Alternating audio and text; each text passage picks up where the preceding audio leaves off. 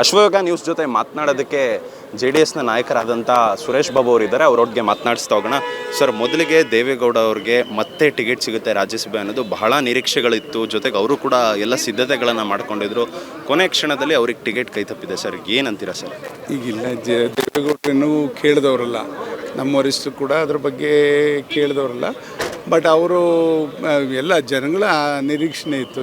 ಸಾರ್ವಜನಿಕರು ನಮ್ಮ ದೇವೇಗೌಡರಂಥವ್ರಿಗೆ ಕೊಟ್ಟರೆ ಬಂದು ರಾಜ್ಯಸಭೆಯಲ್ಲಿ ರೈತರ ಬಗ್ಗೆ ಮತ್ತು ನೀರಾವರಿ ಬಗ್ಗೆ ಧ್ವನಿ ಎತ್ತುತ್ತಾರೆ ಅಂತಕ್ಕಂಥ ಒಂದು ನಂಬಿಕೆ ಇತ್ತು.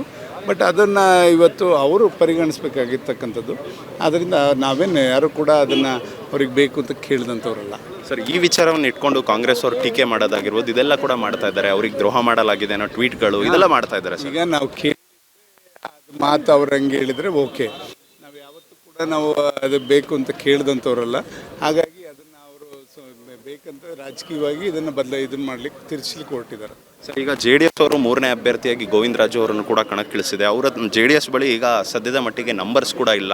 ಯಾವ ಲೆಕ್ಕಾಚಾರದ ಮೇಲೆ ಸರ್? ಏನು ಸರ್ ಇದು ಹೊಸದಾಗಿ ಏನಾದರೂ JDS ಆಪರೇಷನ್ ಇದೆ?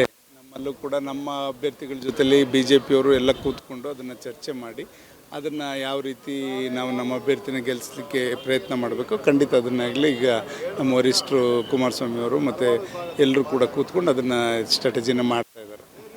ಸರಿ, ಕೂಡ ಒಂದಿಷ್ಟು ಸಭೆಗಳು ಕೂಡ ನಿಮ್ಮದ್ರಲ್ಲಿ ಕೂಡ ಇದೆ, ನಿಮ್ಮ ಪಕ್ಷದಲ್ಲೂ ಕೂಡ ಸಾಕಷ್ಟು ಸಭೆಗಳಿದೆ. ಯಾವ ರೀತಿಯಾಗಿ ಮುಂದೆ ಬರುವಂಥ ಚುನಾವಣೆಗಳನ್ನು ಎದುರಿಸಬೇಕು, ಅದೆಲ್ಲ ಯಾವ ರೀತಿಯಾಗಿ? ಇವತ್ತು ನಮ್ಮ ಸಂಘಟನೆ ಕೊರತೆ ಇಲ್ಲ. JDS ಯಾವತ್ತೂ ಕೂಡ ಗ್ರಾಸ್ ರೂಟಿಂದ ಬಂದಂಥದ್ದು.